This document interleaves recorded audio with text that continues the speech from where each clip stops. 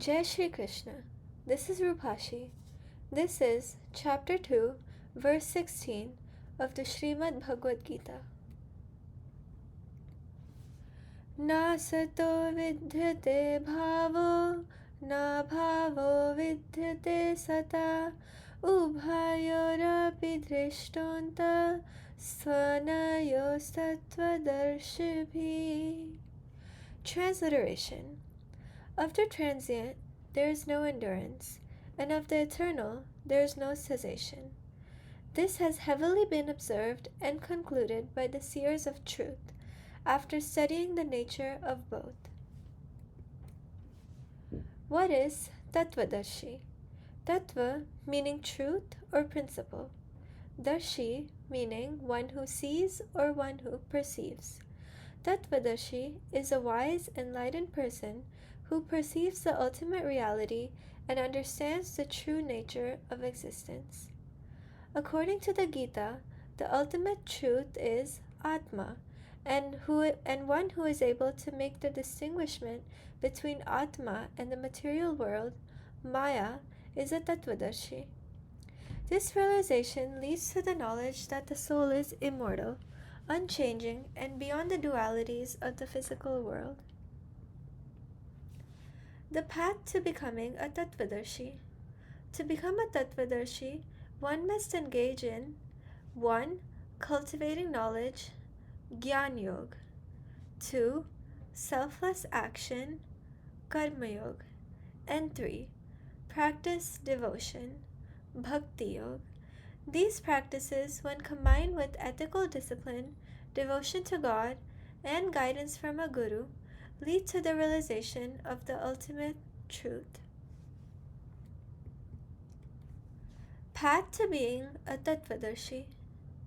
Jnana Yoga, the path of knowledge. Self-realization. The Gita emphasizes the importance of understanding the difference between the eternal soul, Atma, and the temporary material body. One must cultivate self-knowledge, Atmagyan, to see beyond the illusion of the material world. Discrimination, Vivek Buddhi. Developing the ability to distinguish between what is real, eternal, and what is unreal, temporary, is essential. This involves studying sacred texts, contemplating their meanings, and reflecting on the nature of reality. Detachment. Detaching oneself from worldly desires and focusing on the pursuit of knowledge and wisdom is crucial. Detachment helps in transcending the ego and realizing the oneness of all existence. We are all creations of one Creator, and we must try to see a form of the Creator in each and every creation of His. Karma Yoga, the path of selfless action. Performing duties without attachment.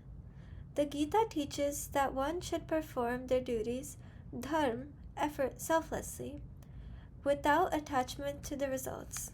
By doing so, one purifies the mind and aligns with the universal order. For an action to be selfless, we must remove 2 things from any action. Number 1, doership, karta bhav, and number 2, attachment to result of the action. Yajna, sacrifice.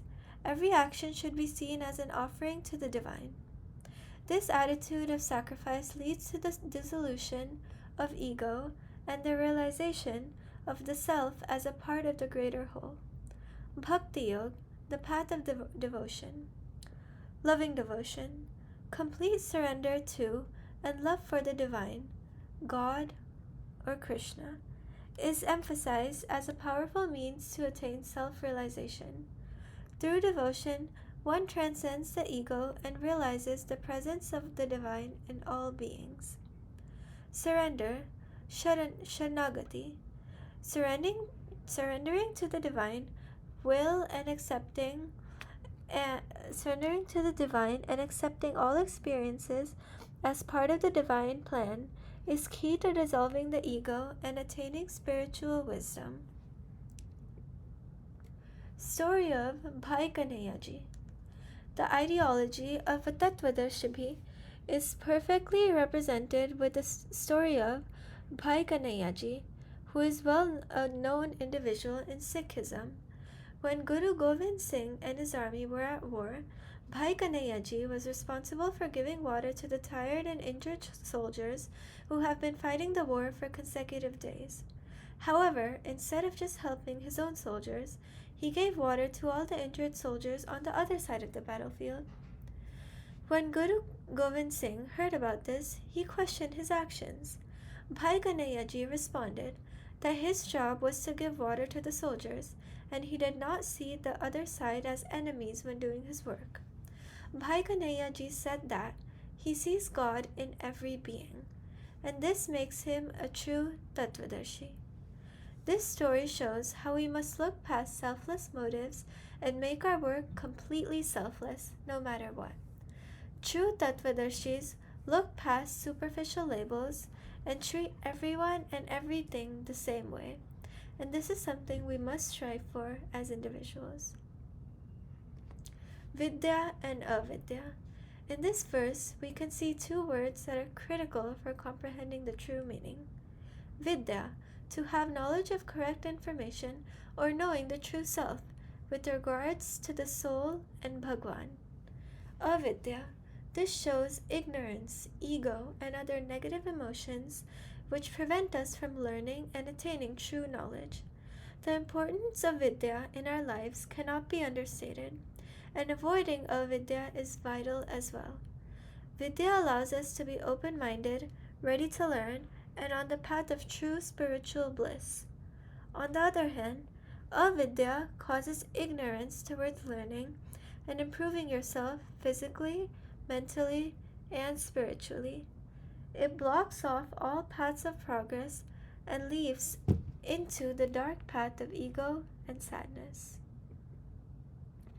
So what exactly is ignorance? As we mentioned in the previous slide,